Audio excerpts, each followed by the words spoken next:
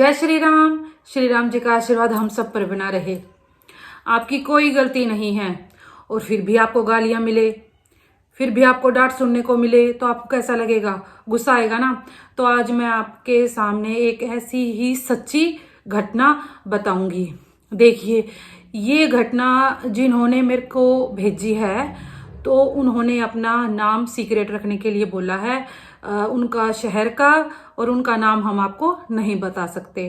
तो जैसे उन्होंने मेरे पास भेजी है मैं आपके सामने वैसी ही बताऊंगी, अपने पास से कुछ नहीं जोड़ूंगी। तो उन्होंने जैसे मेरे को बताया कि हमारे घर में कुछ टूट फूट थी, रिपेयरिंग का काम होना था।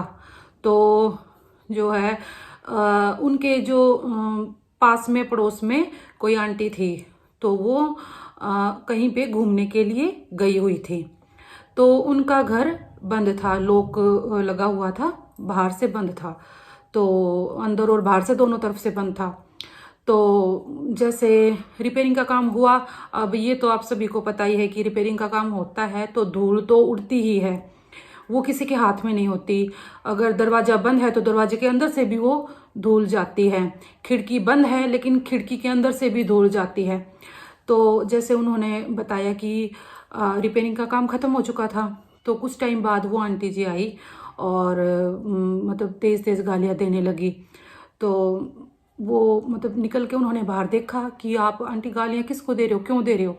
तो उन्होंने बोला कि भाई मेरे पीछे से ये हो गया, धूल घुस गई, ये अब तुमने रिपेयरिंग का काम किया, मेरा सारा गंदा हो गया, मेरे बिस्तर गंदे हो गए, ये हो गया, वो हो गया।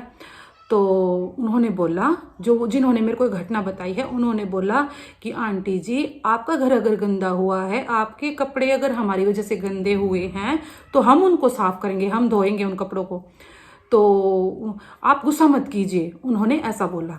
तो वो आंटी थोड़ी सी शांत हो गई। तो उन्होंने एक गिलास पानी आंटी को दिया और चाय पिलाई कि आंटी जी अगर आपका घर गंदा हमारी वजह से हुआ है तो हम उसको साफ करेंगे। देखिए ये तो हवा चलती है, तो हवा से तो ये सभी के घर में गई हुई होगी। अब घर आप 2 दिन के लिए बंद रख दो तो आपको तो पता है कि बंद बंद घर में ही कितनी धूल मिट्टी जम जाती है।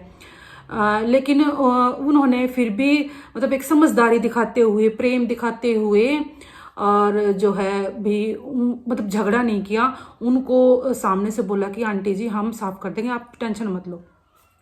तो जैसे उन्होंने ऐसा सामने से बोला तो वो आंटी थोड़ा सा शांत हो गई। उन्होंने मतलब फिर कुछ नहीं बोला। तो उनको चाय पिलाई, पानी पिलाया।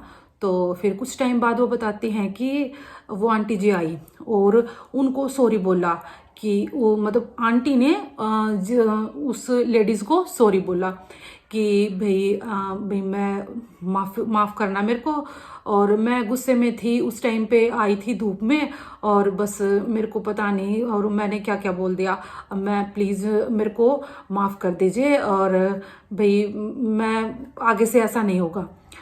शाम को जब सारा परिवार इकट्ठा होता है तो वो ये सब बताती हैं कि आज तो ऐसे ऐसे हुआ था और मतलब एक प्रेम से हमने उस आंटी का दिल जीत लिया और एक बड़ी मतलब झगड़े को टाल दिया, बड़ी घटना को टाल दिया।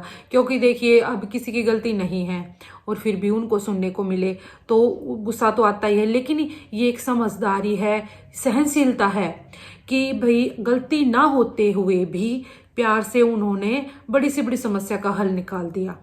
क्योंकि अगर वो आंटी गाली दे रही थी, सामने से वो भी गालियां देते या बराबर में जवाब देते तो क्या होता? झगड़ा ही बढ़ता। इससे क्या होता? आसपास का माहौल खराब होता, बच्चों पे गलत असर होता।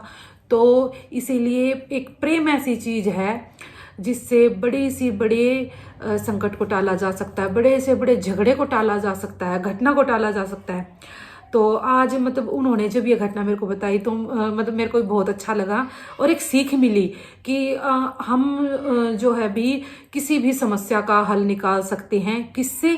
प्रेम से। सहनशीलता और प्रेम का होना बहुत ज़रूरी है। तो ये एक दो चीज़ ऐसी हैं जो बड़ी से बड़ी मुश्किल को हल कर सकते हैं। तो आपको ये घटना, सच्ची घटना कैसी लगी? क्या आपकी भी कोई ऐसी सच्ची घटना है? अगर हाँ है तो कमेंट बॉक्स में ज़रूर लिखिए।